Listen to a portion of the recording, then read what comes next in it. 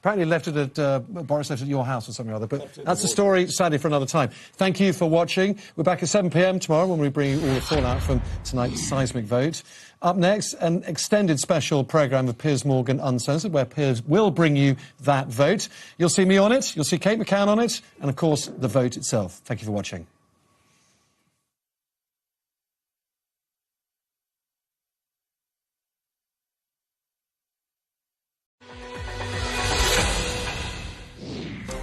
Well, good evening. This is Piers Morgan Uncensored for the next 2 hours, an extended version of our show because of the massive breaking news tonight. The no-confidence vote in Britain's Prime Minister, Boris Johnson.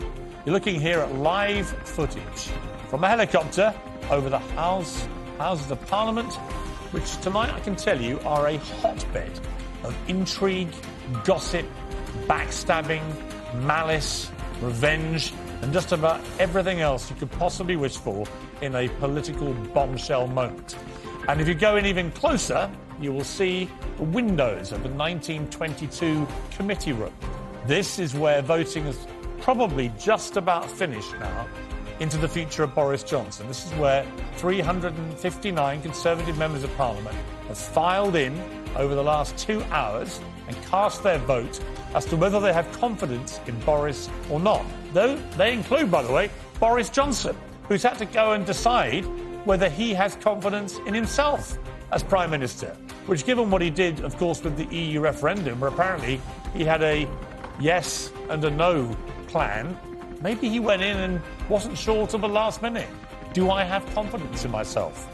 But either way, we'll find out in about an hour. So about 9 o'clock, it will be breaking news as to what's happened. And there are three scenarios, really. Boris Johnson loses, in which case it's all over. He's an ex-Prime Minister. And for that to happen, 180 of his MPs will have had to vote against him.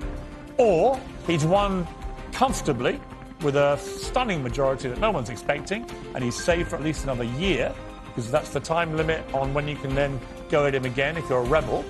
Or what is much more likely, in my estimation, but we'll find out soon, is that he wins, but not by very much. And that, in many ways, could be the worst scenario possible for the Conservative Party, because that would mean this just carries on for weeks, months, until probably the inevitable departure of the Prime Minister. So those are the options.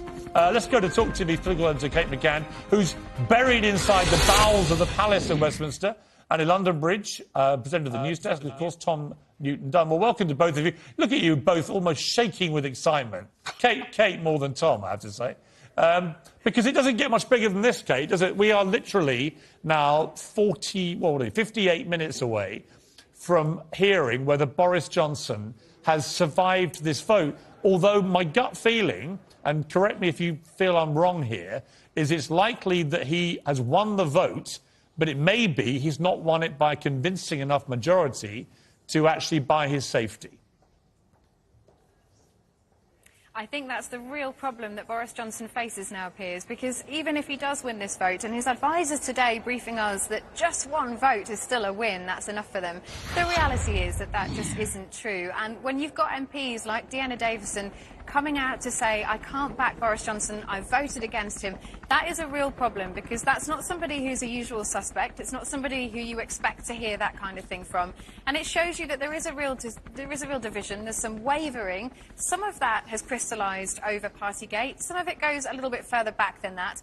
And I think the big question is, can Boris Johnson do anything now, if he wins, and we expect that he will, to move his party forward? And that will largely focus on policy. Some of that will be the levelling up agenda, but a lot of that will be about taxation, about the cost of living crisis, about how the Prime Minister moves forward. Now, I have Ben Bradley here with me. He's a Conservative MP. He's somebody who's very keen on the levelling up agenda, somebody who's been a backer of Boris Johnson all the way through this. Do you think he's done enough tonight, Ben? Well, I hope so.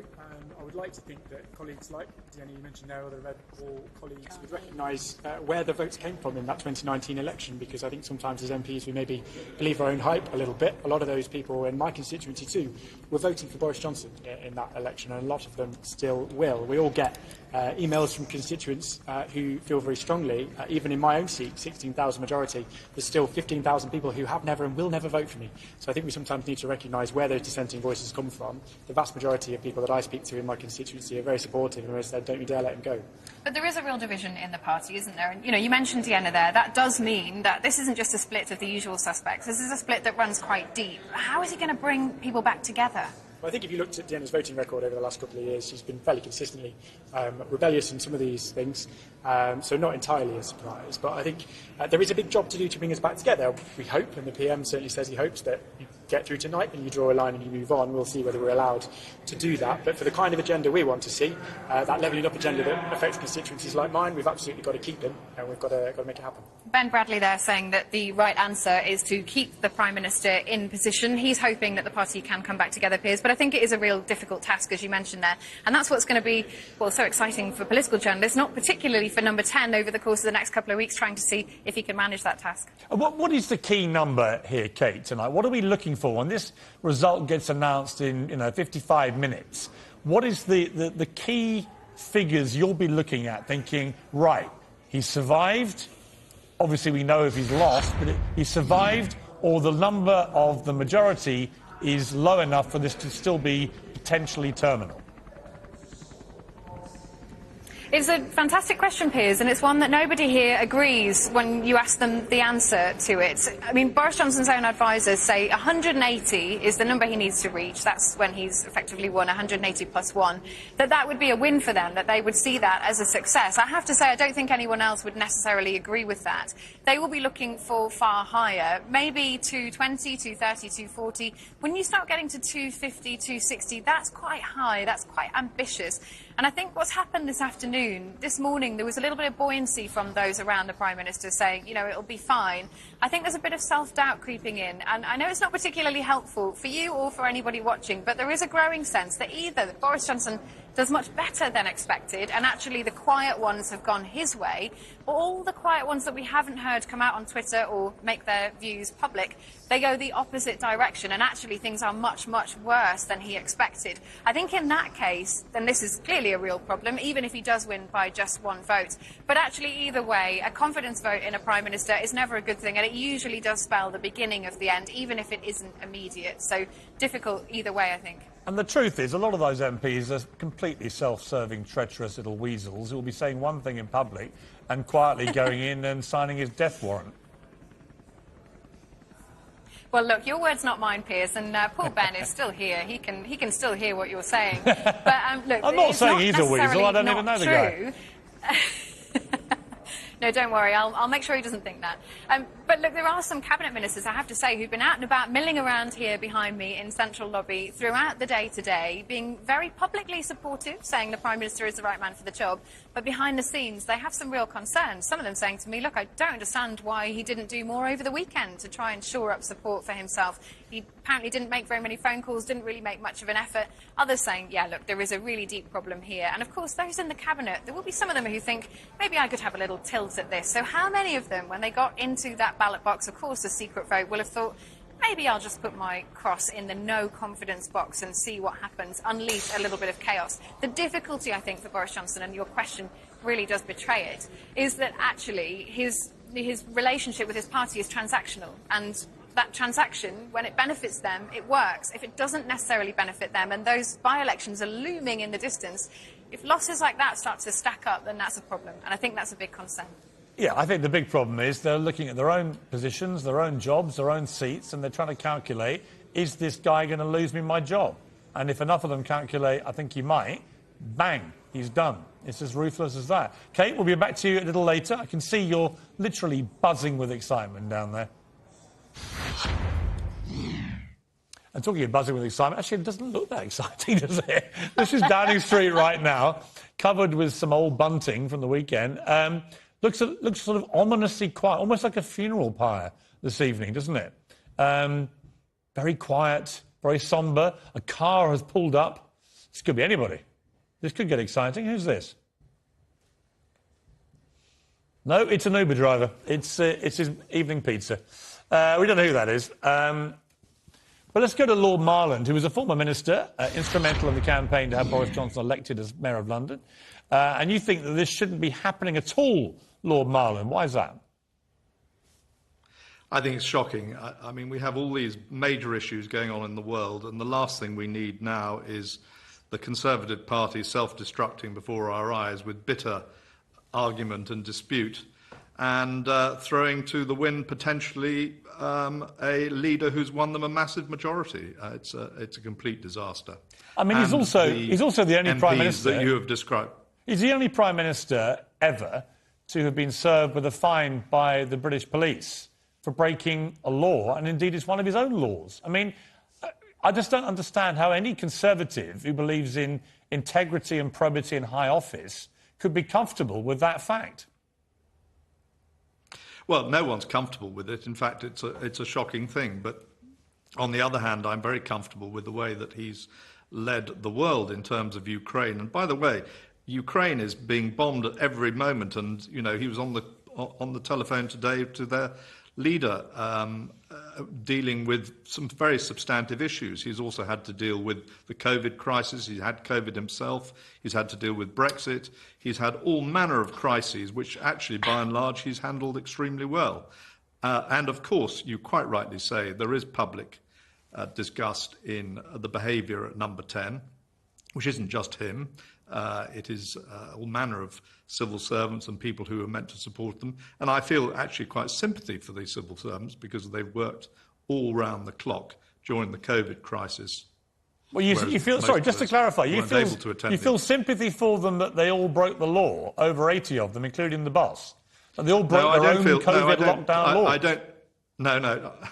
You're marvellous at putting words in people's mouth. No, I don't feel sympathy for them breaking the law at all. I feel disgusted by it, as all of us do. But the fact is, they have worked all the way around the clock. No credit's being given to that. They've dug slightly their own grave after performing a magnificent task. And now they are reaping the whirlwind.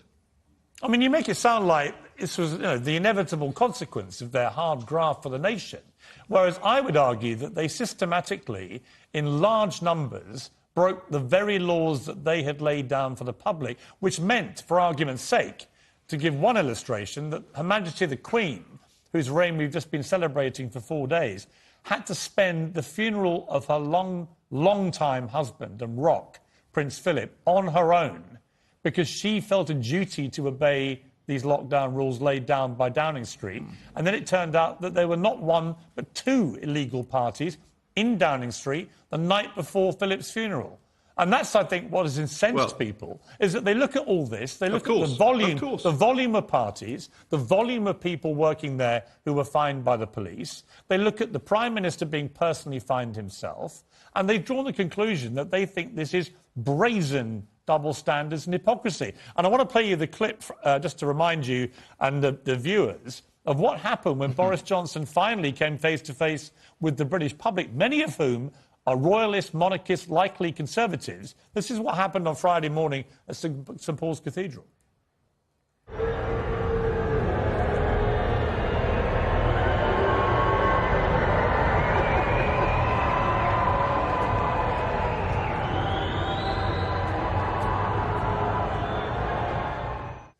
I mean, when that happens to a football manager, Lord Marland, they normally get shown the door very quickly when their own fans turn on them. I mean, as a Conservative, you couldn't possibly watch that with anything but a shudder, could you? No, but also your friends, the Sussexes, got very heavily booed. Because they also lost the support of Middle England. And I was with the royal family at the Braemar Games when Tony Blair and Cherie Blair were booed by the whole stadium. And in fact, I had lunch with a friend of yours today, Ian Botham, who said I used to get booed the whole time. Booing is quite normal for prime ministers. It doesn't mean it's right, and it doesn't mean it's not the public venting their anger. Of course they're venting their anger, and justifiably so. But the question is, do you want 12 weeks of the Conservative Party tearing itself apart, when in fact they should be governing the country and trying to get through these shocking crises that confront us: energy crisis, food, inflation, cost of living crisis, and of course the horrendous war on Ukraine, which is having the impact on our economy that is widely reported. That's my point. It's not the fact that he is right in doing what he's done. It's not the point that he's right, that the civil servants are right in what they've done. I'm merely saying, in their case, cut them a little bit of slack, but I quite understand that people don't want to. What I'm saying is now the time to have this election, this 12 weeks of bloodletting? Is it in the benefit of the Conservative MPs that want to do it? Because in the end, the voter will not put up with it, and the Conservatives will win the next election, and probably rightly so. And who is going to deal with these crises? So be careful what you wish for. Well, I guess we'll find out tonight, because he may well have already lost, for all we know. My guess is he'll win, but the question is by what margin? And that margin, I mean, just finally for you, what is the tipping point for you? What would he need to effectively win by in terms of a small majority where you would think his position's untenable?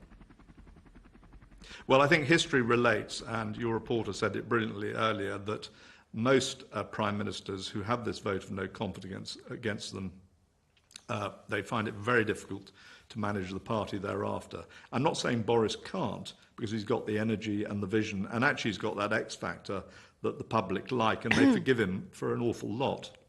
But clearly it's going to be over 100. I would have thought that's the number. And it's not going to be easy for him from here on in.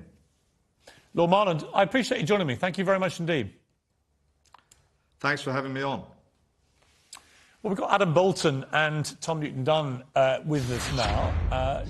Adam Bolton, you've covered every election for the last 460 years. How much trouble is Boris Johnson in? It looks like he's in pretty big trouble. I mean, all the signs from today's voting are that things haven't really gone his way. There hasn't been a strong number of Conservative MPs coming out and expressing their support for him. And I think what you were saying earlier on, Piers, about this possibly being more of a shocker for him in terms of a result is certainly the case. And I think if we get anything near to 50-50 in the vote, even if he were to win by a vote or two, he would be finished. We've got, I think, 150-odd Conservative MPs have said that they voted for him, but we've also got some of Team Boris coming out and telling journalists after the vote that Tory MPs are lying snakes. So we shall have to see what the result is. Obviously, we're going to know within the hour. But I think this has gone extremely badly for Boris Johnson. I think the rapidity with which the vote was called after the Jubilee, they hoped that would work in his favour. It doesn't look as if it does. So I think we are going to see a Prime Minister mortally wounded. And remember, if a third of Tory MPs or more vote against him, by the standards of his own team, by the standards of Jacob Rees-Mogg at the time of the vote which Theresa May suffered and lost only a third of her MPs, he said that wasn't good enough, she should resign. And I think Mr Rees-Mogg will be reminded very loudly of those comments, as indeed will Boris Johnson, who also implied at the time that she should step down, even though she'd won technically. I'd just like to apologise to any snakes that were offended by their comparison to lying Conservative members of Parliament. Adam, stay with us. We'll be with you all night. It's going to be a very exciting evening. Have a short break. We'll be back with our stellar panel here. I mean, it doesn't get better than these three. Look at this. Look at this. Three beasts and a beauty. We'll be back after the break. How dare you. Three witches of Macbeth.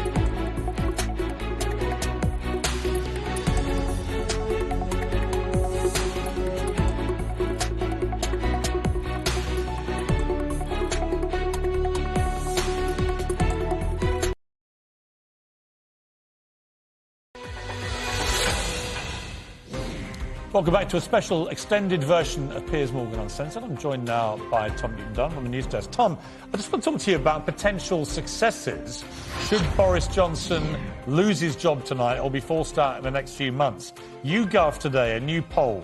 If Boris Johnson were deposed, who would Conservative members want to succeed him? It was quite interesting, I thought. A lot of runners and riders, not a clear favourite. Ben Wallace was at the top with 12%, Liz Truss, 11%, Jeremy Hunt, 10%, Penny Mordaunt, 8%, Rishi Sunak, Michael Gove, 7%, Priti Patel, 6%, Tom Tugendhat and Nadeem Zahawi, 5%, and Dominic Raab, 4%. So, I mean, really, I would say any one of those with a spirited canter could actually end up as the leader. It's not clear-cut at all. Yeah, I think you're right. This is what's so funny about this Commons vote, and we were talking through on our programme in the last couple of hours as well, is you effectively got a leadership challenge without an alternative leader in place. And I actually cannot remember a single political contest going down the years that's ever been the case. Even back to, Thatcher, Heseltine, there was Heseltine in the wings, Major, Redwood, and all the Tory troubles sort of going forward. Theresa May, Boris Johnson was always sitting there ready and waiting. So all I can say is if we do get a leadership contest out of all this, and it still is a big if, I'm a little bit on the offence. I think this is 50-50. I would not put a single penny on this going either way at the moment. But if we do get a leadership contest, it's going to be absolutely intriguing, because what we'll have is the heart and soul of the Conservative Party poured out all over the floor, all over the walls of our TV studios and everywhere else, as they absolutely thrashed out to really not just define who's going to be leader next, but what it actually means to be a Conservative, what on earth the Conservative Party is supposed to look like and shape up towards going into a general election, which is come next Sunday, 2.5 years away. Next Sunday marks the exact midway point in this Parliament. So, all right, they've got 2.5 years to go, but actually, electorally, that's not very much time at all. It's not at all. Fascinating. Thank you, Tom. Let's bring in the panel. Grace, how are you feeling right now? Because obviously you can't stand Boris Johnson. Or you presumably want him gone. I don't feel that much better about most members of the Conservative Party, to be honest. And I think what Tom was just saying is it's interesting and it's true. I am not 100% sure which way it will go. It obviously does seem very close, perhaps closer than we would have thought earlier in the day. But 2 weeks ago, I think it was, you and I were sitting in this studio, we were discussing the Sue Gray report, and I think you asked me whether or not I thought that Boris Johnson was going to go, and I said he should go, but I don't think that he will go. I don't think that he really knows what accountability means. I think that he basically has been, spent his career in environments where he's been able to get through anything. Well, if he loses tonight, and it's interesting, only 157 or so Tory MPs have publicly declared their support. That's at least 20 fewer than at the same stage with Theresa May. So whether that's significant or not, we don't know, because we can't really trust them all. But that is a pretty worrying indicator, I would say, if you're 10 Downing Street tonight. Yeah, and what Tom was just saying about how there's no clear leader in place is a really important point. And what Kate was saying about how most of these MPs see their relationship with Boris Johnson as transactional, obviously that's true for, most any MP generally in their political leader. The issue is that transaction goes both ways. Yes, they need Boris Johnson and Boris Johnson also needs them. The question that they have to then be asking is what's going to happen when Boris Johnson goes. And as of the last election, the Conservative Party has been in this state of, division, basically, between a group of MPs who believe it's their job to fight for the soul of the Conservative Party as this kind of free market, small state, austerity-driven project, and those who think, oh, actually, we need to kind of lose a little bit of that and go back to, perhaps some more investment, get rid of all this austerity baggage and fight lots of culture wars in order to broaden our coalition. Those two groups are going to go at each other in a very, very fierce way, regardless of what happens in this contest. Right, I mean, we saw it today, Isabel, with Nadine Dorries immediately getting into a massive public spat with Jeremy Hunt, raising some good points, I have to say, in her tweet storm about his own record as Health Secretary in failing to prepare the country properly for a pandemic.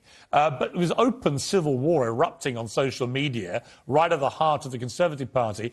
This is going to be the problem. Whoever tries to take over, you've got to somehow bring all these factions together, and you've got to still maintain the Remain Leave kind of, cliques that are going on. It's not easy. You've got a potential recession, certainly surging inflation to deal with. This is a bit of a hospital pass.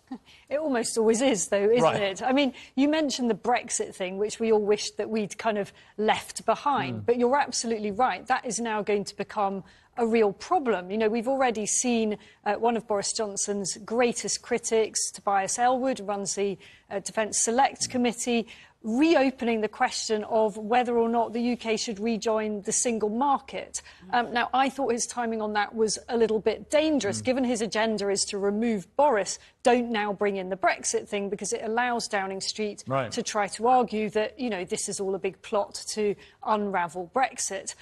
Jeremy Hunt, one of the key rebels, also a big Remainer. And I think that will, annoyingly, for everybody who just wishes that this question had been resolved and parked, this is all going to bubble up again. Yeah. Sharon, what do you make of this? Because at the heart of it, really, is Boris Johnson and his staff at Downing Street going partying, breaking brazenly their own laws, which everybody else had to follow. And the reason I think it's cut through so powerfully with the public is that so many of them were not allowed to go and see dying relatives in hospital. I know people, including some in my family, who couldn't go and see people as they died from COVID in hospital. And then to find out that people making these laws were basically on the lash every week. Well, it was like Caligula at number 10.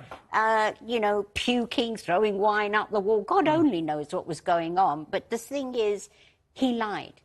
He lied. And surely somebody in his position knows truth will always come out. No matter how long it takes, it always comes out and you look worse. So own it. That was his big mistake. Well, the problem with Boris he should have just owned it. The trouble with Boris is he's lied through his entire career as a journalist and politician, and he's always seemed to fail upwards. So he got fired from the Times for inventing quotes. He got fired, under Michael Howard for lying about an affair. And each time he's then become London mayor, and then he's become Prime Minister. So the message he gets to himself is, actually, lying doesn't matter. And I think that's what's brought him down here. That's the past. And the thing is, yes, he's quirky and he's this funny little character that England loved for a while. He's this funny little guy.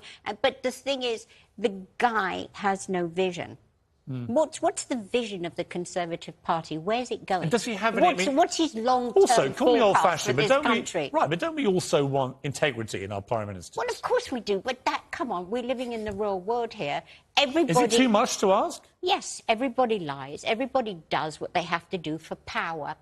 We all know what goes on behind the doors, but the thing is, the situation that this country is in right now, do you take the devil you know or the devil you don't know? Look, he's not going to last long term.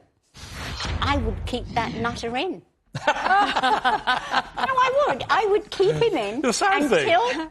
Go on. I would keep him in until there's a long-term plan for this country. What are they going to do about the economy? What are they going to do about the war? The issue, I think, is once trust is broken with the British people, very hard to then trust that person. I'd use him. I would just use him. But to tell us how he's going to rescue the country. If I was a Conservative MP, I would keep him in as well. And the thing that I would be thinking as a Conservative MP would be, let Boris fight the next election, probably lose, OK, but it will be a hung parliament. It won't be there won't be a kind of stable government for particularly long. The Conservative Party get their brief period out of office, they get to sort their stuff out, they get to find a new leader, and they get to decide what their vision is. Let's take another look at Downing Street, if we can. Let's see what's going on there, because it was eerily quiet earlier.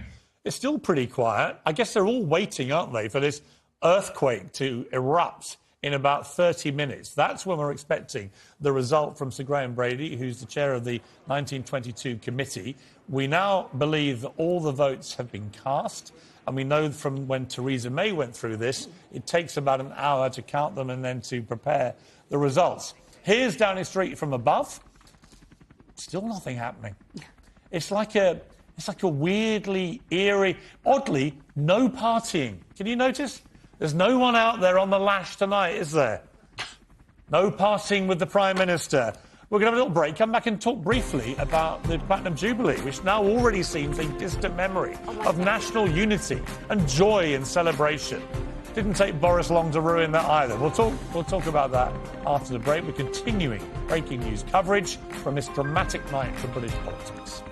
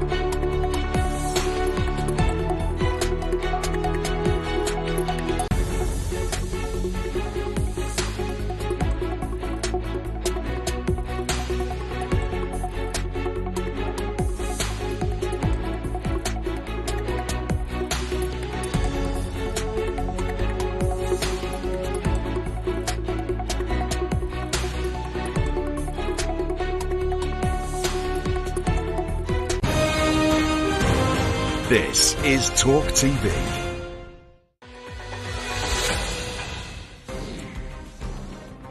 Welcome back to Piers Morgan Uncensored. You're looking over the top of the Houses of Parliament tonight, where all hell is probably breaking loose as we await the result of the no-confidence vote into Prime Minister Boris Johnson.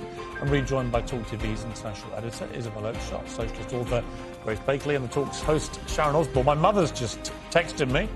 So we're discussing the next Prime Minister tonight, and she is the voice of Middle England, I might add. Please mention Rory Stewart. He would be the only one in my eyes. The trouble is, he's not a member of the Conservative Party. No, which in itself seems ridiculous. The Conservative Party. I mean, I can't imagine that. But Rory Stewart's an incredibly impressive guy, and yet he doesn't factor. Why? Well, because he was a Remainer. He's basically a lefty, that's why. I mean, you know, he just doesn't really meet the core offer of being a Conservative. Yeah, but if Middle England likes him... Oh, yeah, but they like him like a kind of little pet, you know. I know, didn't he yomp across Afghanistan for 2 years? Yeah, we liked all of that, but, you know, not after he went... That takes a bit of moral fibre. Wet after that. We've got some MPs that we've spotted from our helicopter. We think they're MPs. They might be completely random strangers who've decided to go down and gate crash the party. But there they all are. Look, they're all out there, obviously partying, which is what we expect from our politicians. No, they'll all be plotting, not partying. They'll be plotting out there on the river, trying to work out what's going to happen here, and we're going to find out in about 25 minutes. I want to turn briefly to the last 4 days of the Platinum Jubilee, Sharon, because aside from Boris Johnson being booed, which may well have been a tipping point for many MPs to press the button on him today with this no confidence, it was also interesting to me that the Sussexes got booed. Harry and Meghan, what did you make of that? Well, it wasn't a total boo. Wasn't as big as Boris? No, nowhere near. But very unusual for a member of the royal family to get any booing at that kind of event. Yes, and they did. But it wasn't anywhere near as bad as Boris. You could still hear the cheers above the boos, put it that way. I mean, should we read much into it? I just got the feeling they basically discovered on this particular trip that they've gone from A-list royals to C-list.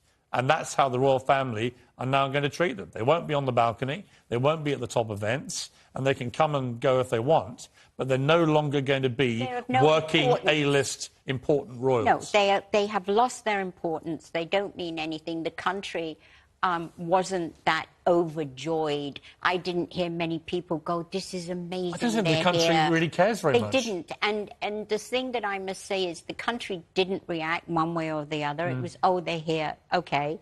But the way they kind of came in and went was a huge signal that I don't think we'll see them here much at all. And what made me laugh, Isabel, was they arrived on a massive private jet from California, these two eco-warriors. Whose was it, constantly preach. Well, it'll be... I mean, it'll come out. They've used Elton's a lot, they've used the Clooneys a lot, who knows, somebody, right? But it's the utter hypocrisy, once again, preaching about carbon footprint, always using private jets. Same every time, same. Yeah. And funny enough, it's the common link between all the people who got booed was hypocrisy. The British public will forgive a lot of things, but they won't forgive brazen hypocrisy. To be fair on them, they did actually keep a relatively low profile, didn't they? And, you know, you said they discovered their C list. I mean, they asked to be taken off the list. You know, they wanted to be out of the working circulation. So I think it could have gone worse. You know, I don't think they overshadowed it. No, no question. Of course, they didn't. People took pictures of them, but they did behave quite well. There was no impact. It made no impact. I just want to play a clip, first of all, of this is the Queen on the closing moments of the Platinum Jubilee on Sunday, because we weren't sure if she'd even make it. She was there at the start. I was by the palace when she came out on the Thursday. It was an amazing moment. And then she just sort of vanished from sight. And we thought that maybe we wouldn't see her again. And then you suddenly saw the flag moving on the palace roof, and you realised, fantastic. And then you thought, go on, out you come.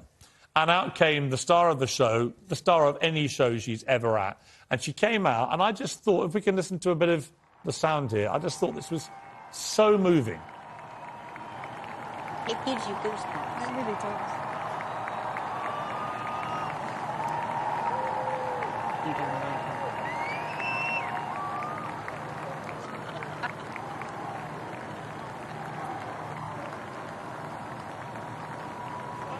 That was a scene, and then, of course, the crowd had burst into God Save the Queen, which was incredibly evocative and emotional, I felt. Isabel, I mean, it's hard to overstate the importance of this Queen to this country or the impact that we're going to have when she's no longer here. Couldn't agree more. I mean, I'm not a massive monarchist, but I found the whole thing weirdly moving. And it is because it sort of feels like it's a bit of a goodbye. I know that sounds a little bit mawkish. Well, it's the last Jubilee that we'd better have for her. In reality, she is not well. We know that. Yeah. And, you know, when the palace says she's experiencing some discomfort, we know that really means she's in a very great deal of pain. And I think when she does, sadly, pass, there is going to be a huge amount of national soul-searching. Yeah, I agree. You know, she has held everything together. Yes. Real concerns about the future of the Union and the Commonwealth. I totally agree. Grace, I know you're not a massive monarchist. In fact, you spent most of the weekend, according to your Instagram feed, at a wild festival where you were painting your fingernails fluorescent green. You're not a fan, Piers. Which I thought was a tribute to what the Queen wore, actually, on the Sunday night. Yes, but yeah, I was clearly I informed ahead of misjudged time you. and coordinated. But even as somebody who's not that into the monarchy, can you appreciate what this woman has done for the country? I have basically no opinions about them as people. I don't really follow, you know, the ins and outs of the monarchy. I don't think I should have to follow what goes on within this family, this dynasty that kind of rules our country from behind the scenes. What I do think, though, is that when the Queen does sadly die, we will enter into a national conversation about whether or not this is an institution that we should have as part of our, constitution, as part of the way that our country works. It is very strange that we have a family whose, marriages, weddings, births, dramas, we're all constantly invested in understanding as though they're kind of Kardashians or something, right. that they're in charge of our politics, of our government. Ultimately, this is our head of state. I think that when the Queen, who everyone, loves and who's been in charge for a very long time, does go, and we have this array of pretty uninspiring potential successors, people are going to start thinking, is this what we really want? Right, but you are missing, in my view, the rising superstar of the royal family, and it's this little guy. He is. Louis. He's amazing. Whose facial expressions over the 4 days got increasingly hilarious, and who clearly began to seize his moment. And in fact, the Duke and Duchess of Cambridge issued a statement tonight on Twitter thanking everybody and saying that we all had a fantastic time, especially Louis. Don't you think, though, that it gave people confidence that this is the family that will be here after the Queen is no longer here? And by the way, very deliberately, that last scene on the last night, and everyone was singing God Save the Queen, but she had chosen for that sort of iconic moment at the end of the Jubilee picture. That this was the family this is now the streamlined that's the way it's royals. Be. These are the 2 next monarchs, potentially 3 next monarchs, and that's the way it will be. But Charles has said for a long time that he's going to cut down the people who are actually on payroll and that represent the family. It's going to be culled. And the thing is, I think that the royal family brings so much to this country. I mean, you look at all the people from all over the world. I mean, I think the tourism. They don't actually cost us anything. The merchandise the great myth that was is they cost us sold. money. I think if we were going to make a kind of coherent economic argument as to how we construct our head of state, we could probably make a better one for saying, I don't know, have a presidential system or have and get our own version of Joe Biden? Well, I mean, no, it wouldn't be. It wouldn't be the same as that. You would have a head of state. I think I'd rather have the Queen. He would just be responsible for kind of. I think I'd rather have the Queen.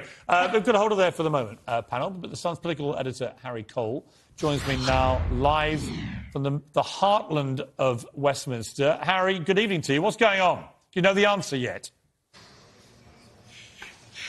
No one knows the answer. They are currently tallying up the votes. I don't quite understand why it takes an hour to count 360-odd bits of paper, but nevertheless, we should know very soon. But I will say, the mood has gone a little bit flat here.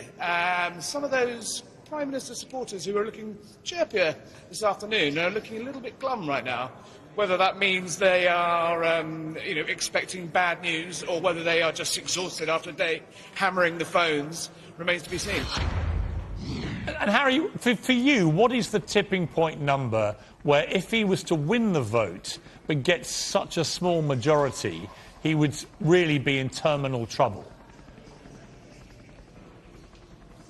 Look, I think anything that's sort of close to the 180 figure is going to be very hard work for even the best spin doctors in the world to spin. And I think anything really around 150, 140, even 130 rebels means that Keir Starmer can stand up every single PMQs for weeks on end and say, more than a third of people behind you hate you and want you gone. Yeah. And you just wonder, in the run-up to an election, is that really viable for any Prime Minister? And if he isn't there anymore, all the betting today is quite interesting. It's sort of spread across the board. I was reading them out earlier. Ben Wallace, the Defence Minister, he's ahead at the moment. Is he somebody that you think could potentially come through? Well, I think anyone in the Cabinet is going to find it quite tough to distance themselves from Boris Johnson should he be sort of deceremonially ousted. However, at a time of where we are in the electoral cycle and perhaps where we are with the situation in Europe with the war in Ukraine, perhaps it wouldn't be the first time that a Defence Secretary would be in the running. That said, I think there'll be quite a few people on the Tory backbenches who think, actually, you guys are stuck with Boris Johnson all the way through thick and thin. Maybe it's time for some fresh blood and look to backbenches for an untested MP. But I have to say, that's never happened properly in British history. If Boris Johnson does lose or wins by such a meagre majority that he's basically toast, what do you think, Harry, has been the thing that's done him in? Look, I think there's two factors. One, his handling of the Partygate saga, as it now is, has been appalling. I think if he'd come out early on and said, it would have been very painful, but come out and said, you know what, we didn't think it at the time, but we probably did break the rules, and grovelled, rather than sort of have it eked out of him for months, I think would be an issue. The other problem is, for Boris Johnson, everyone thinks, oh, he's a relatively new MP. He's only been on the front line for 3 years. If you think back, he's actually been at the forefront of British politics for 17 years now. And, you know, he has been a Marmite figure all the way through. Even when he was mayor of London, there were people that hated him. Brexit obviously galvanised that Marmiteness around him. And actually, you have to wonder, he's a very lucky general at times, but even a cat runs out of lives at 9. And to be honest, I rather like Marmite characters myself, so I always think there's hope for Marmite. I can imagine. Harry, thanks for now, I appreciate it. Entrepreneur Charlie Mullins has joined us in the studio. Charlie, what do you make of all this? Should Boris Johnson stay or go? Well, I think he's going to stay. I don't think the votes are going to go totally against him. I think it's going to be very close, but whether he's going to resign after that or not, but I think he's going to win this evening. But should he go? Of course he should go. Why? Well, because of morally it's wrong what he's done there, and I don't think anybody's got any faith in him now, and public have just had enough of it all. I mean, I get that feeling. When I saw the booing going on at St Paul's Cathedral, I just thought that was Middle England really saying, you know what, we're just done with you, because it's been constant. Yeah, well, I mean, you say about the booing, but he was smiling at that. He thought they were shouting out booze. Right. You know, but you're right, look, it's time. You thought they were saying boozing. Yeah. But, you know, I think that he's brought this on himself and what do all your friends and employees that you've spoken to make of it? Oh, well, everybody's just sick and tired of it, and they just really want someone there that can be honest, someone they can trust, someone, hopefully, that can, you know, become a much better leader and win the next election. I mean, if he stays, I don't think he's going to get outvoted tonight, but if he does stay, I think that it can't be far from him stepping down. Evidently, he's got more people against him now than Theresa May. And, you know what happened with her? She stepped down. And more importantly, what was it like performing Sweet Caroline at the Platinum Jubilee? I've done it quite bad, didn't I? I thought you were great, Rod, yeah. Funny enough, Rod Stewart came out with a great line the other day. I'm just obviously comparing you to the great man, because I'm sure you like the comparison. But he was saying the other day that only he and the Queen, they've got one thing in common. They've had the same haircut for 60 years. Which I thought was a great line. Yeah, not quite 50 years for me, but yeah. But, are you a Rod Stewart fan? Well, what do you think? Well, of course you are. You must be, right? Of course. Who's not? I love Rod. He's one of my favourite people in the world. I'm going to go to a break now. I'll be back with more on the breaking news. We're very close now. 12 minutes away from finding out Boris Johnson's fate. He's doing what we're all doing. He's looking at a TV screen, waiting and wondering. Is he toast? He could be gone tonight. Pretty dramatic, so stay with us.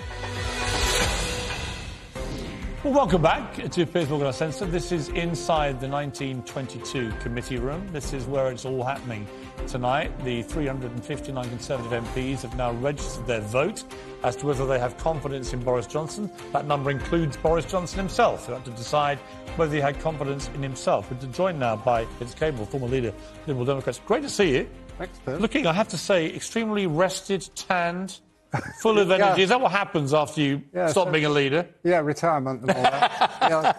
What do you make of all this? What's going to happen, do you think, in 10 minutes? Well, I'm a bit unfashionable in my views. I think Boris will win, probably, and I suspect his supporters brought this division on. They could have waited a few weeks, but now is probably the best time to have it. There's some bad news coming down the by-elections are going to go wrong. Yep. There was momentum building up against him. So have the vote now, take it on. And then he's got a year's grace, probably. And, you know, we know he's a politically very clever guy, great communication skills. He can possibly turn it round. I mean, well, he's the ultimate slippery eel, yeah, the grizzly pig. Every time you think something's going to stick to him, off it slides, and he just barrels on, which, in a way, is a political skill. No, I would have some money on him, actually. Would you? Yeah. Interesting. Yeah. Grace, I mean, he could just come through this stronger than ever because, of course, if he comes through with a reasonable majority, he'll claim complete vindication. He'll say Partygate is now officially over. The rebels have tried. They will have to back off. They're going to have to, just suck it up for at least a year unless they change the rules, which I think is unlikely. So Boris would live to fight another day. That could happen. It could, and I think Boris himself has learned that he can basically come through almost anything. He can lie, he can get attacked, he can come through scandals and survive.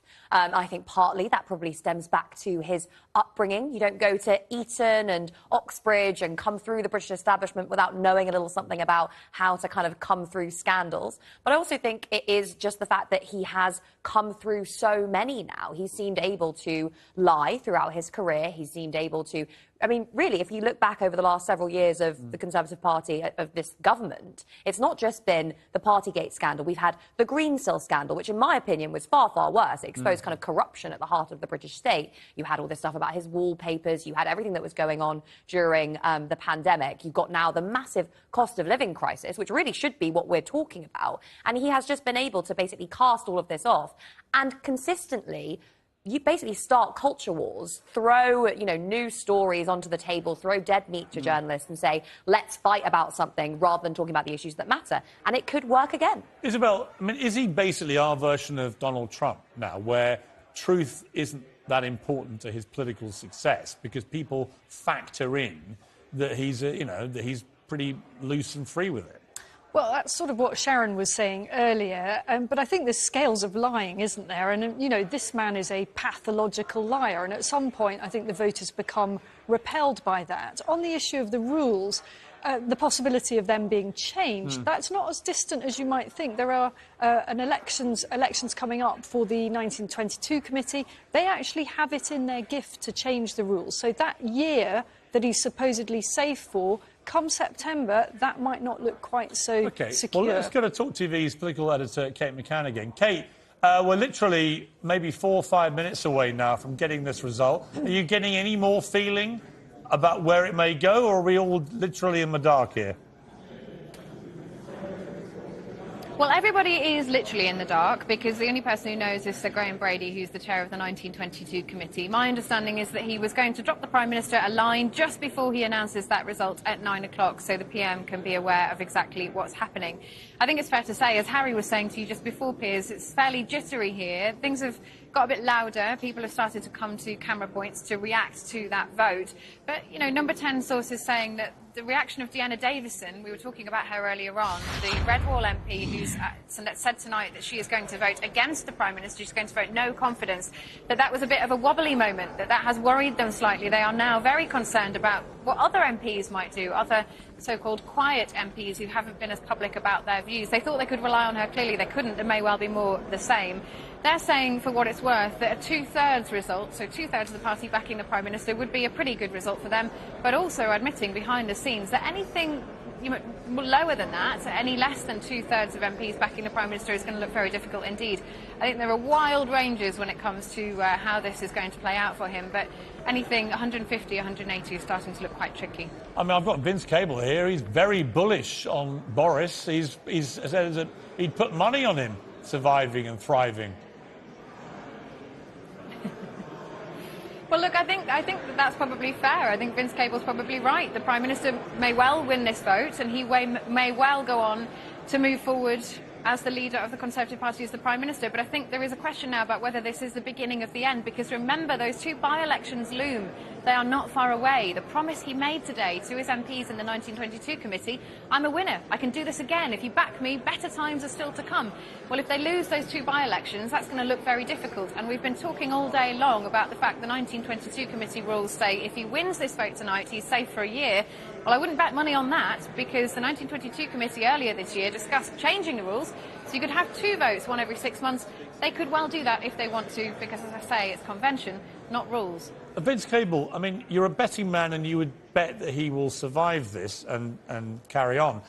But should he, is a different question. No, from a national interest point of view, no. I mean, for the reasons you set out earlier, you've lost the trust of the public, you've made laws and not followed them, you've treated the public as idiots. I mean, I think for the whole issue of public standards and ethics, the answer is no. But in terms of the Conservative Party, I mean, he may be the best that they've got. I mean, he's holding this coalition together. Right, but should any serving Prime Minister who is fined by the police in this country for breaking his own lockdown rules, should any Prime Minister survive even that moment? No, and from the wider public interest, obviously the answer is no, but this is not what the vote's about. I mean, they're choosing the best leader that they can produce, and, he does hold this Conservative coalition together. It's not at all clear who can do better. What happens if he survives this, and then we discover that Sir Keir Starmer and Angela Rayner get fined by the police for what they did with the curry and the beers, and they've already pledged to resign? Well, he may well, and that actually, in a strange way, may help the Labour Party. I mean, Starmer's done his work, he's detoxified it, he's got rid of the Corbyn Knights, and there are quite a few very talented people, mainly women, on their front bench who could be a bit more charismatic than he is. So actually, that may not be a bad outcome for Labour. So it could help the party. Yeah. We've got 6 seconds away now from 9 o'clock. We were told to expect the result at 9 o'clock. So here's Big Ben, right at the heart of our parliamentary democracy. It is 9:06 seconds, and there's nothing. Come on, Sir Graham Brady. You've tormented us all evening. Where are you, man? Maybe it's a tie. Oh, Vince Cable raising the spectre of it being a tie, which would be unthinkable. I have no idea what happens in that eventuality. But the reality is we're now watching live scenes from Parliament and the 1922 committee. We are waiting to hear the result. People are back in. This looks like Sir Graham Brady has got his result, and we're about to hear it. Let's go live and just listen in. Good evening. I can report as returning officer that 359 ballots were cast, no spoiled ballots, that the vote in favour of having confidence in Boris Johnson as leader was 211 votes, and the vote against was 148 votes. And therefore, I can announce that the Parliamentary Party does have confidence.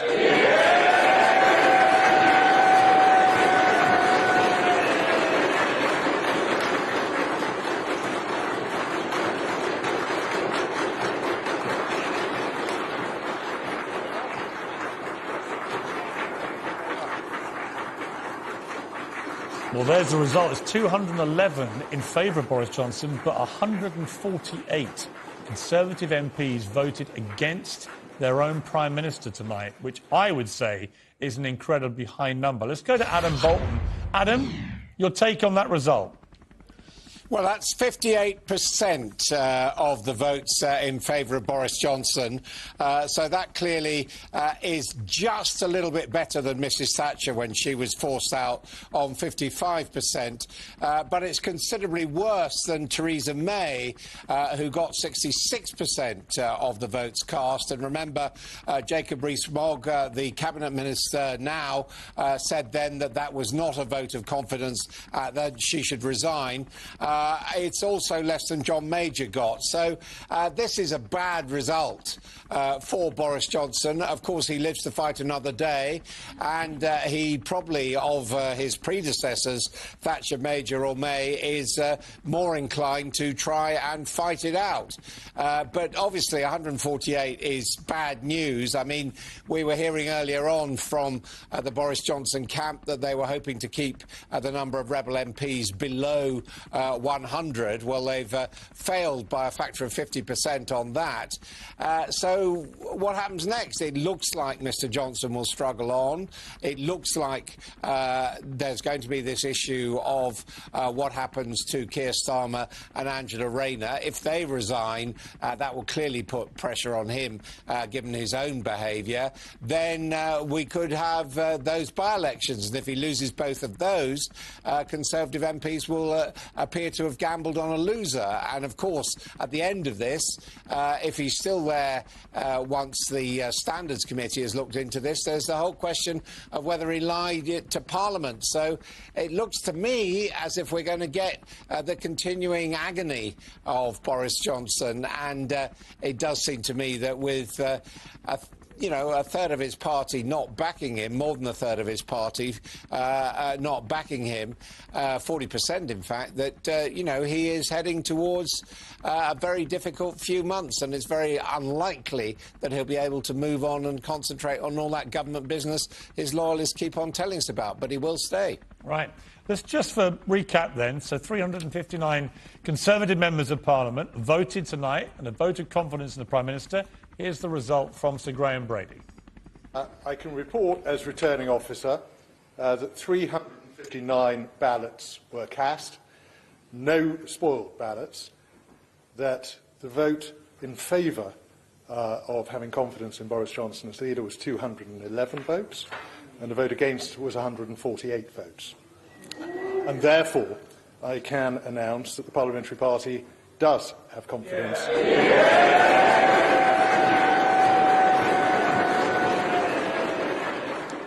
Let's go to Vince Cable. Vince, I mean, I would say 148 of his own MPs voting against him. That's not a good night for Boris Johnson, surely. No, it's not a good night, except he has survived, and we know that this, very unlike the Theresa May dissidents, who were united, knew what they wanted, and were very organised and committed. His opponents in his own party are very fragmented. There's no clear alternative. So he has survived, and I would expect he will continue to survive. It may be bad news for the country. I think it's good news for Keir Starmer and Ed Davey. I mean, they've now got a weak, so much to go at, they've got a wounded opponent now. I mean, Ed Davey's emerging as the sort of knight in shining armour of British politics, isn't he? The only untouchable. He's not been tarnished by Partygate at all. Well, indeed, yeah. I mean, Isabel, give me a snapshot reaction to this result. I think it's the worst possible result, actually, for the Conservative Party, certainly for the country. A great result for the Labour Party, because this agony will go on and on and on. Any idea that this has somehow put the issue to bed is absolutely for the birds. Think of all those people that have publicly come out today within the Tory party for the first time, blistering letters of no confidence. You can't take that away. They've put it in writing. That's not going to suddenly kind of evaporate because there's been some kind of consensus. There isn't a consensus here. It's just a majority, and not a good one at that. Grace, it seems to me, if you were using a shipping analogy, the boat has been holed, and we're just not quite sure how quickly it's going to tumble to the bottom of the ocean. Yeah, I mean, I think as I said before, Boris could quite easily, not easily, but he could conceivably stumble through this. He could protect himself. He could basically just carry on as though nothing has happened, get to the point of the next election, be confident in the fact that there's no clear successor to replace him, that, as Vince was saying, that his opponents are not united. Whether or not this does actually end up being good for the Labour Party is, I think, a big question here, because we're going to have effectively several years of non-government. It's like all the news is going to be confined to what's going on within the Tory party and then the stuff that they chuck out to keep us busy chatting whilst they go about their business. The question is, can Labour construct a narrative about where we should be going? Because Keir Starmer has not done that effectively thus far. So unless he can actually say, what should we be doing right now? Where should we be going as a country? How should we be solving the cost of living crisis? Then it's not actually going to benefit Labour. We could end up going back to a situation like we had before 2018 of just hung parliaments and constant kind of procedural... I mean, if you are Labour, though, you might be thinking to yourselves, let's just keep Boris there, because that might be the best chance we ever winning the election. Joining me again is Talk TV's political editor, Kate McCann, who's with Tory MP and Boris supporter Mike Wood. I am, Piers. I have to add, just on those numbers, you were having a really interesting chat there with Adam about them.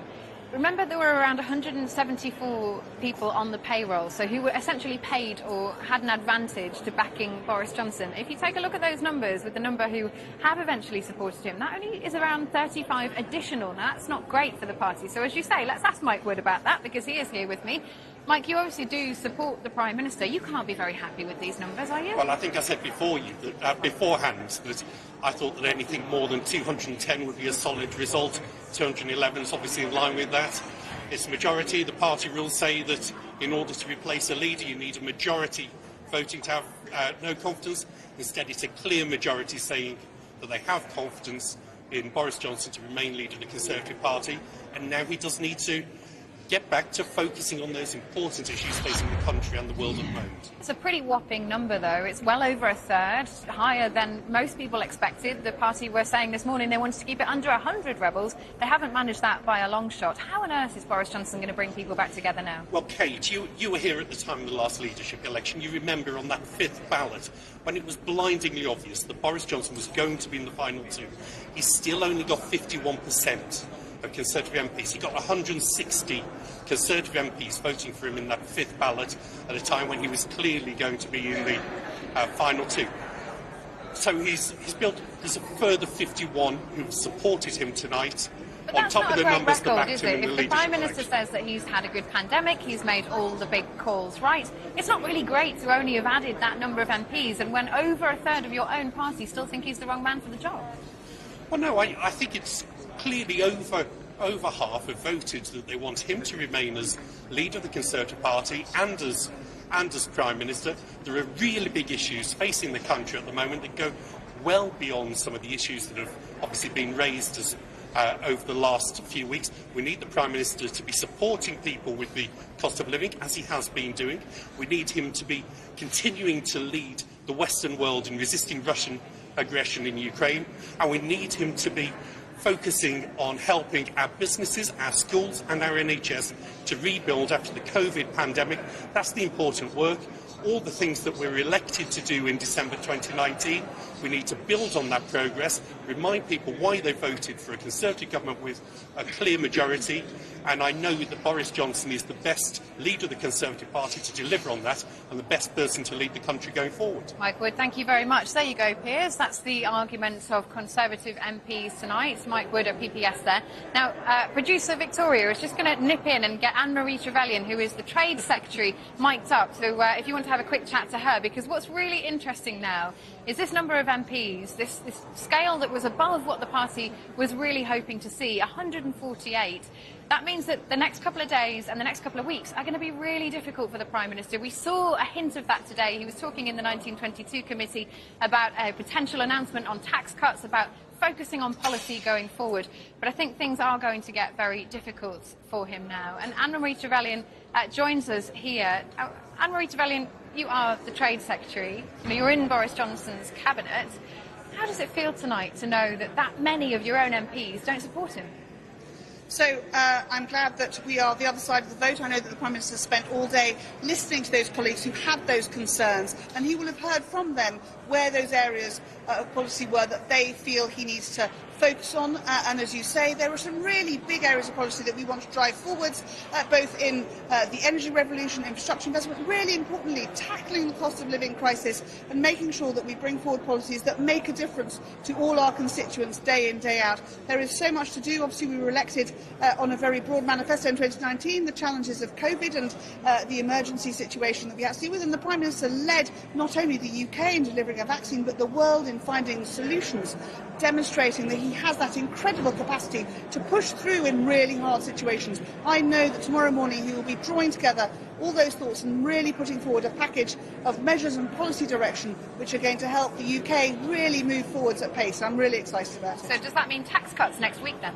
I wouldn't dare speak on behalf of the Chancellor, Kate. You know that would be an absolutely death sentence for anybody, but I hope very much that we will see the Treasury looking across the piece and broadly forwards how we can drive forward what is a conservative, a clear conservative policy framework always, which is to make sure that we leave as much of our hard-earned cash in the pockets of those who've earned it. That's always been a conservative philosophy, and we need to make sure that we pay down some of the costs we've had to pick up through COVID, but I know that the Chancellor and Prime Minister will want to drive that forwards in due course. I know that you're here in support of the Prime Minister. I know that you're going to say that he's doing the best job and that he can move forward from this, but the reality is going to be really, really difficult.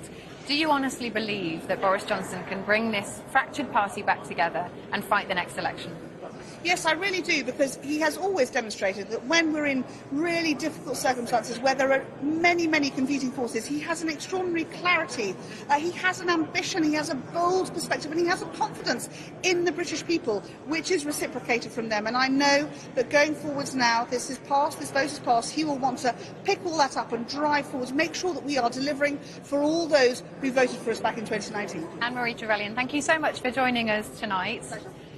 So, Piers, interesting to hear the views of the Cabinet and the fact that Anne-Marie Trevelyan is saying now that Boris Johnson has the confidence of the country, but he doesn't necessarily have the confidence of all of his MPs. I think it's going to be a watch and wait and see how he makes it through the next couple of weeks. Yes, I think it certainly is. Thank you, Kate. Let's bring back Adam Bolton. Adam, quick question. Given the scale of rebellion here, 42%, I think it is, of Conservative MPs have voted against the sitting Prime Minister. Could a senior Cabinet Minister with leadership ambition break ranks and resign? And what pressure would that put on Boris Johnson if that was to happen now? Well, I suspect if they were going to do it, they should have done it today rather than after the result. It's possible that members of his cabinet might go to him and say, look, the game's up. We haven't got the support of 2 out of 5, or you haven't got the support of 2 out of 5 of your parliamentary party. But it has to be said there's absolutely no sign that they are going to do that, because what Mr Johnson has done very successfully, going through all the way back to Brexit and then his own leadership, has managed to govern in a relatively determined way with a very narrow margin of support within the country or within his own party. And it looks like he's going to continue to do that. And frankly, I can't think of the person in the cabinet who's going to stand up and not want to go in his slipstream. I mean, the closest we came to it today was Jeremy Hunt saying he wasn't going to support him. I mean, I think it's worth remembering that the day started not just with knowing that we're going to get a vote, but also with the former Treasury Minister, Jessie Norman, writing not about the parties, but about current policy, and describing current Boris Johnson policy as grotesque, illegal, ugly, provocative and unnecessary. So they're obviously a significant minority, and we must stress they are a minority within the parliamentary party, who are extremely unhappy with the direction of government and who, having come out in the open now and shown that this number of MPs don't like what the Prime Minister's doing, I think they will feel just as the pro-Brexit rebels felt during the Theresa May time, that they have open licence to rebel on any government policy they don't like. Right, and significantly, I think, with Mr Norman and his excoriating letters, he's married to Kate Bingham, who was Boris Johnson's saviour with the COVID vaccine programme. So this is about as ferocious as friendly fire gets, I would think. Adam, thank you for now. Well, just to remind people who are tuning in, 359 Conservative MPs have voted tonight about whether they have confidence in Boris Johnson. 211 said they do. 148, 42% of Tory MPs no longer have confidence in their Prime Minister, which is a pretty startling number, albeit Boris Johnson has won the vote. So we'll be back after the break with more analysis and more reaction on this big breaking news tonight. Stay with us.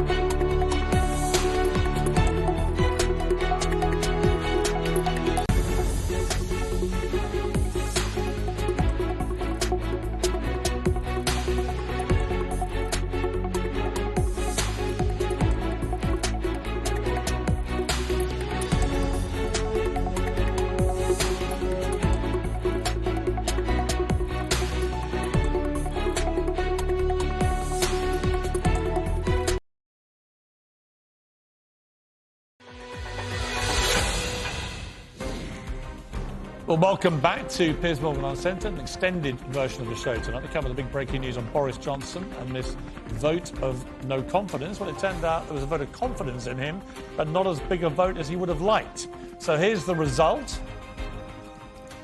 I can report as returning officer that 359 ballots were cast, no spoiled ballots, that the vote in favour of having confidence in Boris Johnson as leader was 211 votes, and the vote against was 148 votes.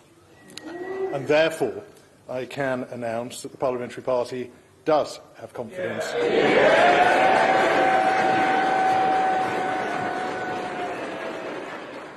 Well, I'm joined now by former Conservative MPs Anne Widdecombe and Anna Soubry, who join me now. Welcome to you both. Anne Widdecombe, your response to this result? Well, I now hope very much that the rebels will accept that they've lost and not do what otherwise they might do, which is to continually rebel on votes in the Commons, make his life difficult, He's got a year. He's got a year's grace. And that will bring us almost to the gates of a general election. And it's crucial now that the party puts this behind it and pulls itself together. If you ask me, Piers, will they do that? Frankly, I wouldn't bet on it. No, I mean, you've got to say, though, if 42% of Conservative MPs have no confidence in a Conservative Prime Minister, why on earth would anyone want him to stay to fight an election? I mean, he's going to get completely shellacked, isn't he? The Labour Party will be running that result every 2 minutes. Well, everything, as I've said, just depends now what the reaction, not of Boris's, but of the party is. Keir Starmer doesn't have to oppose at the moment. He can just sit there and watch us lose, because that is what is happening. As I say, it is down to the party. They've lost. Yes, there was a large vote, a much larger vote than is comfortable for having no confidence, but they have lost, and the party's got a straight choice. If it wants to win the next election, then it's got to go cohesively over the next 2 years. And if it doesn't, it will lose. And it's no good then blaming Boris. You can blame the rebels. Anna Soubry, I mean, when Theresa May went through all this several years ago, she actually won a much bigger percentage of the vote, 2/3, I think it was, and she was still gone within a few months. Boris Johnson has not even scaled the dizzy heights of Theresa May's numbers. What does that mean for him? Oh, this is a big blow. Big blow. And remember, credit to Boris Johnson, because he was the leader in 2019 when he got that huge majority, biggest majority since the days of Margaret Thatcher. And yet in a really short period of time, because of course we've had 2 years of the pandemic, so it's not been normal times, he now finds himself in this position. And I think he's toast. There's no way back for him. But when you say that, and Anna's Anna, right, when you say that, just to clarify, how does he become toast? Because if you have any time for Johnson at the moment, you will have voted in favour of him, and there will have been Conservative MPs who would have given him, if you like, the benefit of the doubt. But to have such a huge number, especially on your backbenchers, because there's this thing called the payroll, that's people who've got government jobs, who you would expect to be loyal to the Prime Minister because they're members of his government. It's those backbenchers, and, they go right across the party, the different wings of the party. And so slowly, more and more people, it's natural. They want to be on the winning side, and they will see the winning side as not being Boris Johnson. And remember, we haven't even had the 2 by-elections that are due on June the 23rd, both of which are going to be really bad news for Boris Johnson. So he's now contaminated by the stench of impending political death, and everyone will be keen to avoid it. But Anne Widdecombe, if it's not Boris Johnson, as people keep asking, then who should it be? Who do you think would make a good leader of the Conservative Party and therefore, right now, a good Prime Minister? Well, I think one of the reasons that he has retained the confidence of the party, or of the majority of the party, is that there obviously is no successor. But no obvious successor, nobody waiting in the wings as he was when Theresa was under pressure.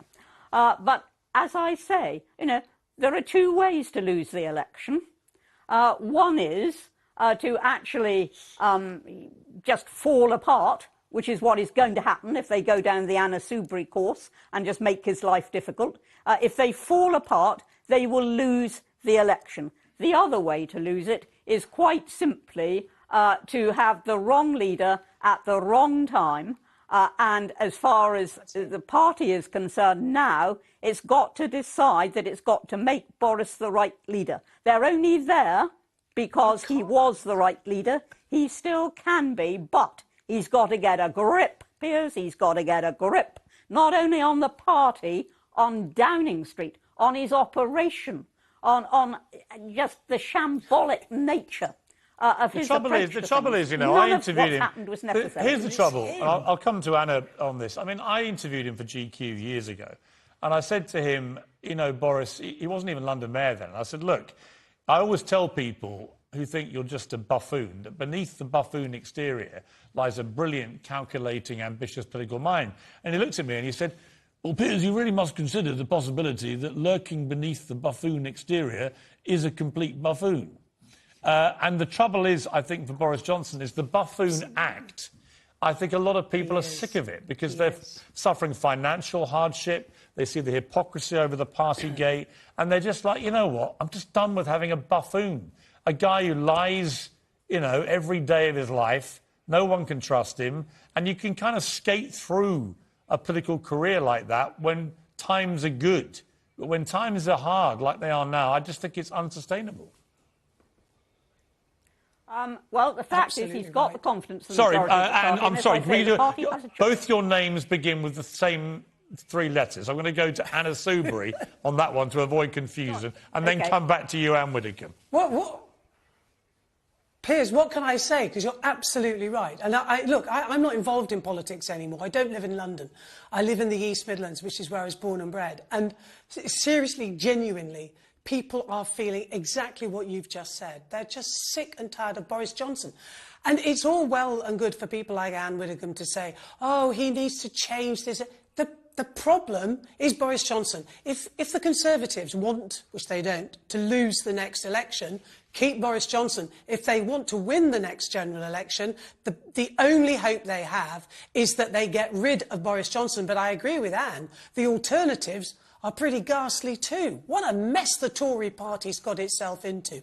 And it's primarily got itself in that mess because too many of the good people were basically turfed out by Boris Johnson and his crew back in 2019. It's a very different party to the one that even when Anne was in the House of Commons, it shifted to this nationalist, populist right wing. And it's dreadful and it's bad for our country.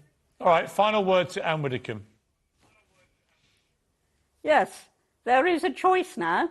Carry on trying to get rid of Boris, carry on being factionalised, carry on being divided, carry on with all manner of antics in the House of Commons and lose the next election. Or just now, calm down, accept the result and get on with it. I just wish they'd get on with it. Do you know what I wish is? I just wish we had more people like you in the House of Commons, the pair of you. Because you're always very lively, very smart takes on these things. So I just wish that. That's what I personally wish. But thank you both for joining me. That's nice. Thank you. Well, I'm rejoined by my panel, and Esther Cracker's joined us, the Conservative commentator. You're not happy. I'm Why? horrified. I think this is just a terrible decision. I think this is a stain on the Conservative Party that's just never going to go away. I know Anne was saying that, you know, the party must be united now or lose its next general election. I don't think there is a Conservative Party that can win with Boris at the head of the next general election. I personally will not vote for Boris. I would rather vote for Green. I would actually rather vote for this... Did you vote for him last time? Yes, and I'd actually rather vote for this chair I'm sitting on than to vote for him. I'm so disgusted. He represents everything I dislike about politics right now. The lack of integrity, the lying, the arrogance. It's just horrible. And if you're an actual decent Conservative MP and you're getting horrific letters from your constituents saying, I can't believe this is what your party's chosen to do, I can't believe that you are my MP and you're backing this man, it's horrible because there are people in politics that genuinely want to do good. And you can't do good with someone like this at the head. I mean, he should have a sense of dignity and resign, really. And we've been saying this, right? He should, but he won't. And the fact that, you know, obviously the vote was still significant in the form of the minorities who are not happy with him. But I don't think this is enough. He should leave. Isabel, here's the interesting thing about Boris Johnson, is however grim it always looks, somehow he wriggles out.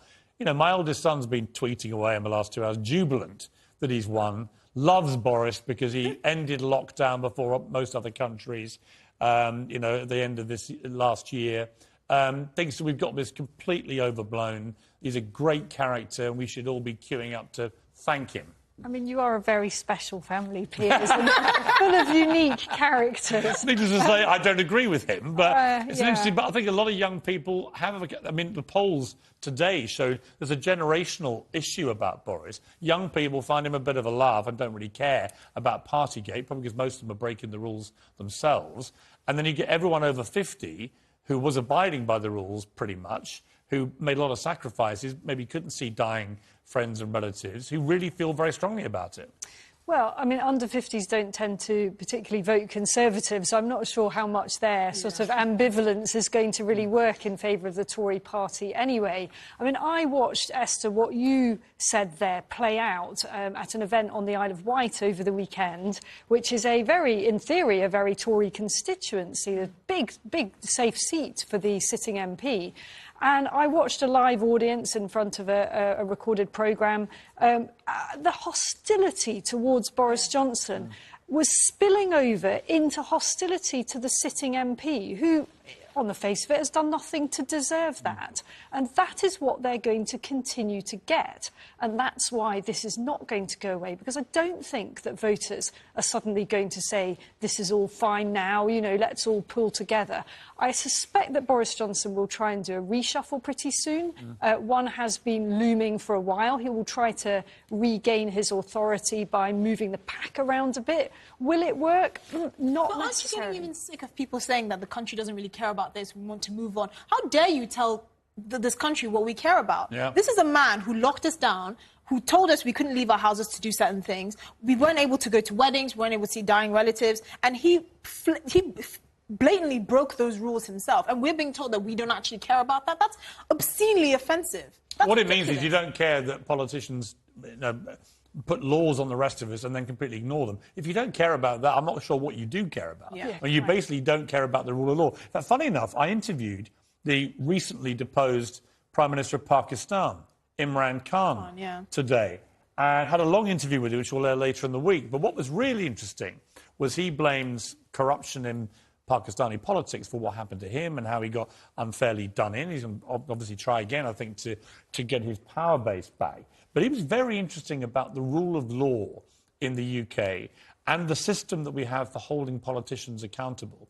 I don't know if we've got the clip, have we? OK, we're getting the clip. But I found it very interesting talking to him because you're thinking, in somewhere like Pakistan, corruption is rife. They don't have a system like our... Oh, we've got it here. This is Imran Khan today.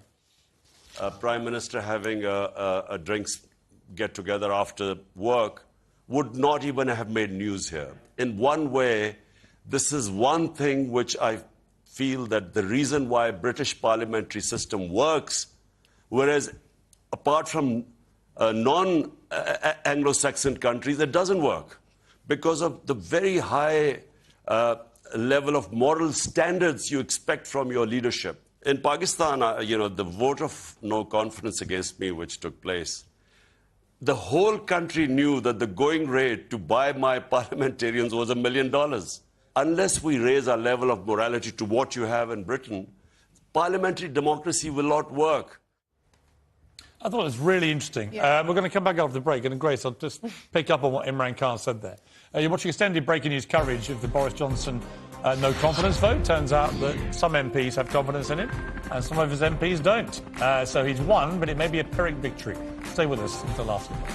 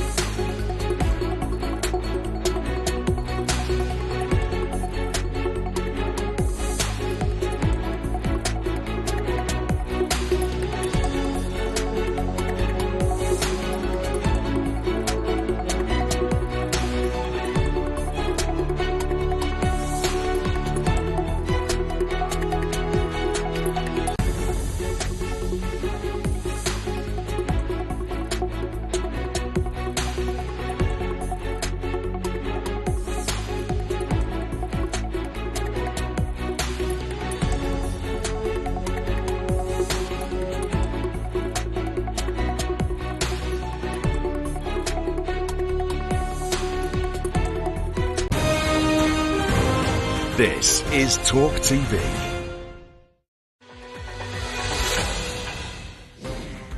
Welcome back to our breaking news coverage of the Boris Johnson confidence vote, which he has won.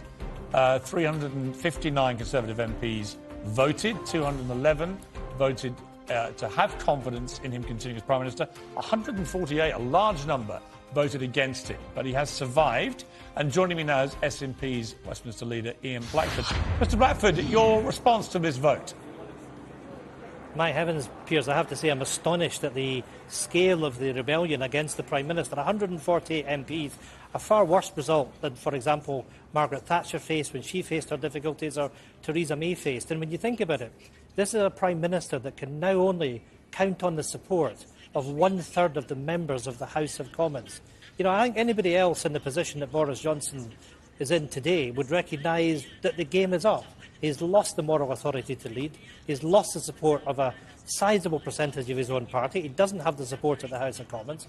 He's a man that I believe has abused the office of Prime Minister with his behaviour. And the sooner he goes, the better. If he's not going to go tonight, I suspect that the pressure on him is going to mount over the coming period. But, I mean, we know Boris Johnson, and he's very unlikely to go voluntarily.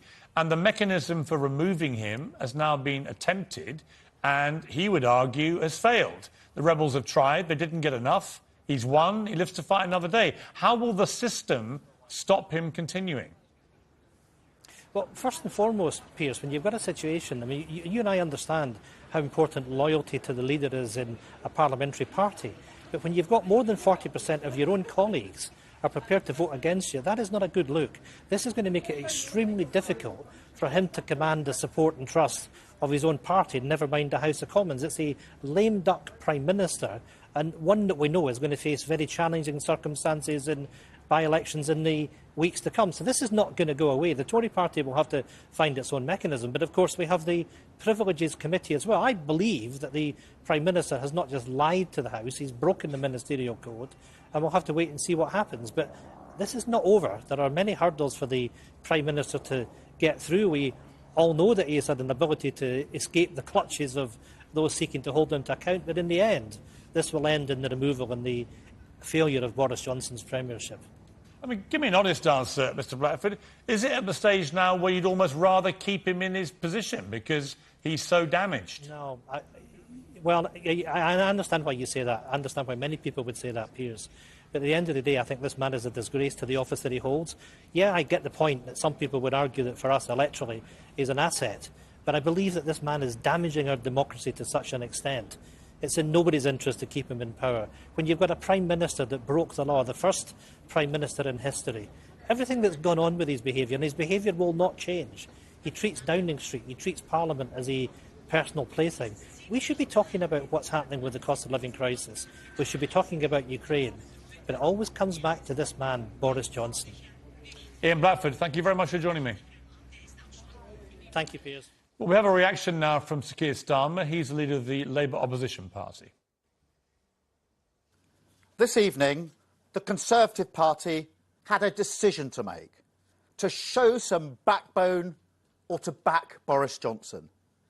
The British public are fed up with a Prime Minister who promises big but never delivers, fed up with a Prime Minister who's presided over a culture of lies and law-breaking at the heart of government, fed up with a Prime Minister who is utterly unfit for the great office that he holds. Well, strong words there from Sir Keir Starmer, the opposition leader, but of course he himself is caught up in an ongoing police investigation into whether he broke lockdown rules with beers and curries. And he's already said that he, along with his number two, Angela Rayner, if they are fined by police, as Boris Johnson was, they will resign. So we're into pretty uncharted territory. Just bring back the panel. Isabel, I mean, strong words from Keir Starmer. If he does not get fined by the police, he's in a very good moral position on this, I guess. If he does, though, he's gone. He is gone, and as Ian Blackford was saying, there are a number of hurdles still for the Prime Minister. I don't happen to think those hurdles actually count for anything, because I don't think it matters what any report says now, what any committee finds. This is a Prime Minister that is always going to try and keep on brazening it out, which he's sort of managed to do fairly successfully so far. But, you know, he's in a really, really difficult position now he is, in terms of his legislative programme. Right. I mean, Grace, he is, but we do know he's not going to leave voluntarily, and we know he's one of those guys that just barrels on through and hopes for stuff to happen, which then distracts all our attention. He's got a track record of this. Yeah, I mean, this is how he's governed so far. It's been government by distraction, government by spectacle. This is the thing that he's, you know, we were just hearing from Anna Soubry that she thinks that he's transformed the Conservative Party into this nationalist, populist project, which, yeah, is all about fighting culture wars, and he's done so relatively successfully. The big challenge that Boris Johnson and the Conservative Party now as a whole face is that there's a reason beyond Boris Johnson, you know, as a person, that some of these MPs have rebelled, and that is that they are concerned about the future of the Conservative Party as a free market, low-tax, austerity-loving party, because they see that their coalition has expanded. They've, you know, won some MPs in the north of the country where people rely on government spending, as we all do, rely on public sector spending to keep the economy afloat, to create jobs, to boost investment. And there are a lot of MPs now, many of whom are in the running for leader of the Conservative Party, who think that all that is terrible. It's a betrayal of Conservative principles. We need to go back to cuts, cuts, cuts. We need to, you know, shrink the state, which, by the way, is never actually about shrinking the state. It's about cutting spending for the poor and cutting taxes for the rich, and get the Conservative Party back to its kind of Thatcherite, very unpopular position on a lot of these things. That's not going to work electorally, but there are a bunch of MPs who are very, very committed to it. Esther, just quickly before we go to the break, if it's not Boris, who should it be? I mean, do you see anybody in the Tory ranks who you think exudes integrity, honesty, decency, the kind of things many people feel are sorely lacking?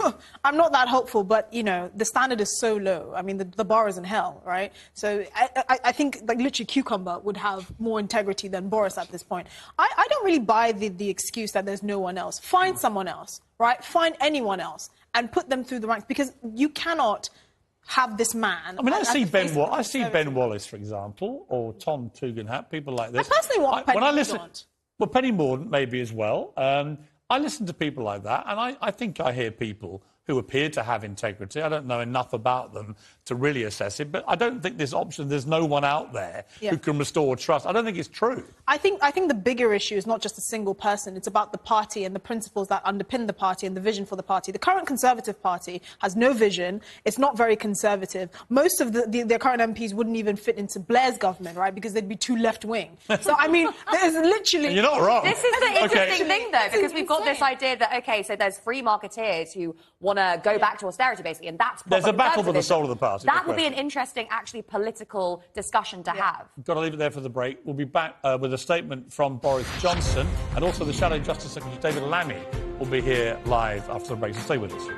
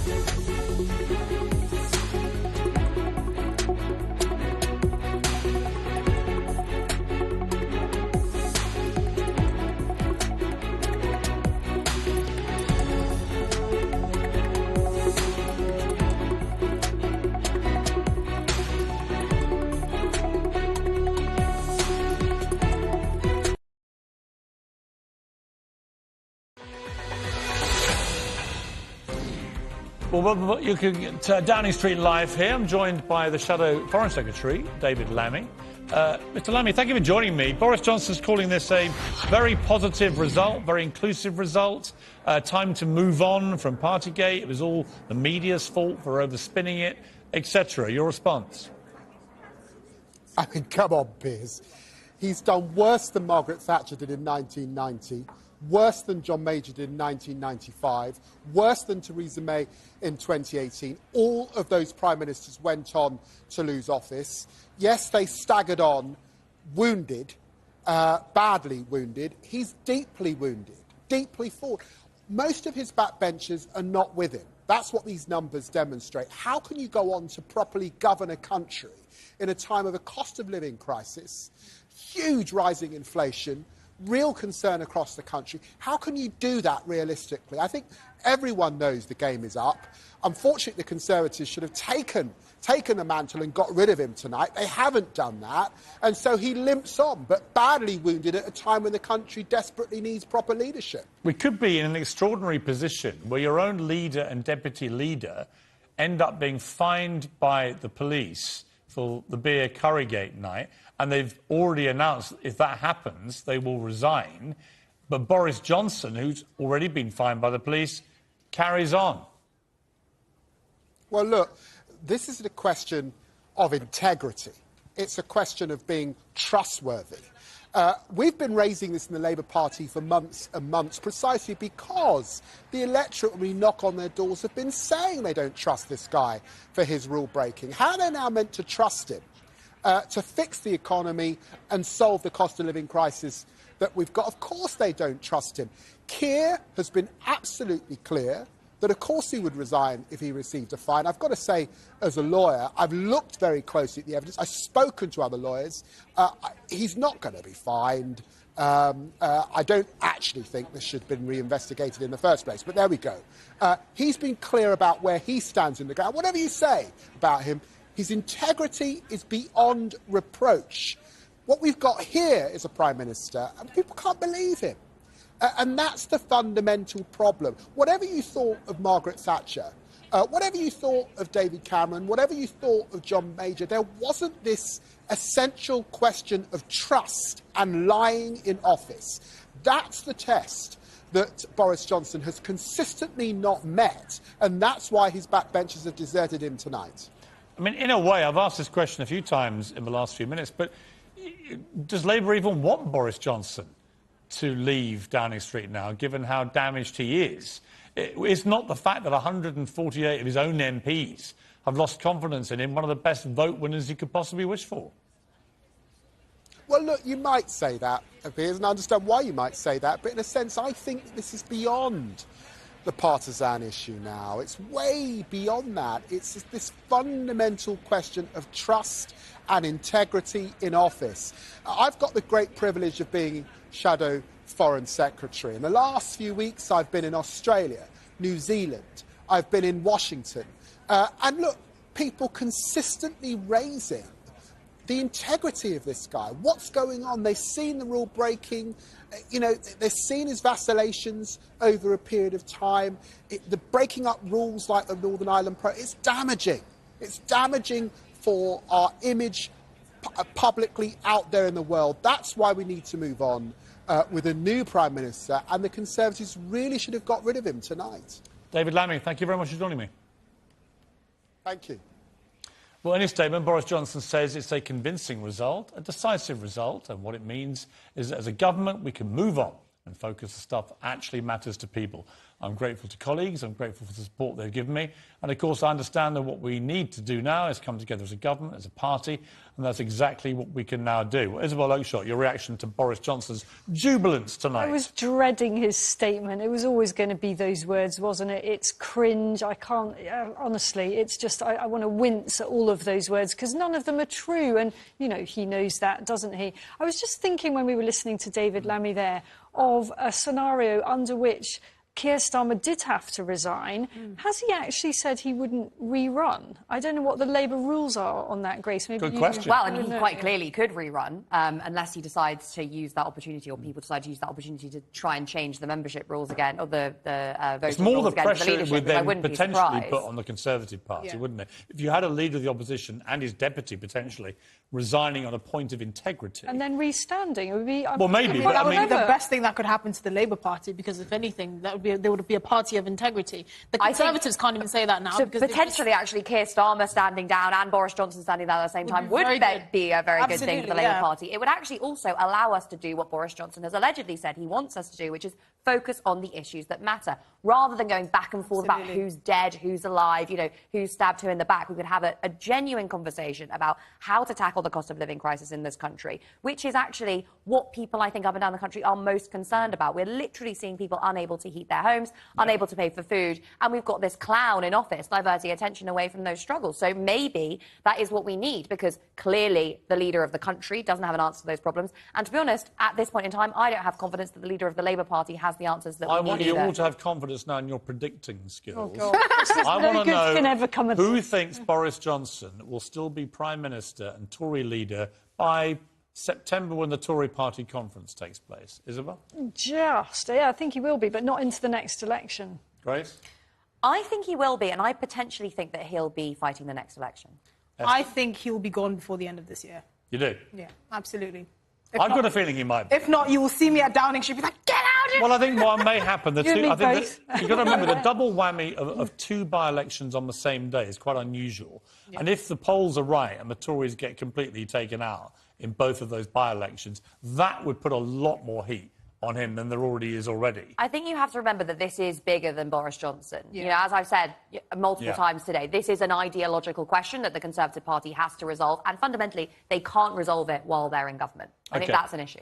Got to leave it there. Thank you. You've been a brilliant panel. Thank you very much indeed for being with me all night. It's been a fascinating night for British politics. Boris Johnson has survived, but maybe only for now. He's claiming, of course, total victory, which is what he would do. But there are many people in his own party who think, not so fast, Mr. Bond. That's it from us tonight. Good night. And remember, wherever you are, and this particularly applies to you, Prime Minister, keep it uncensored.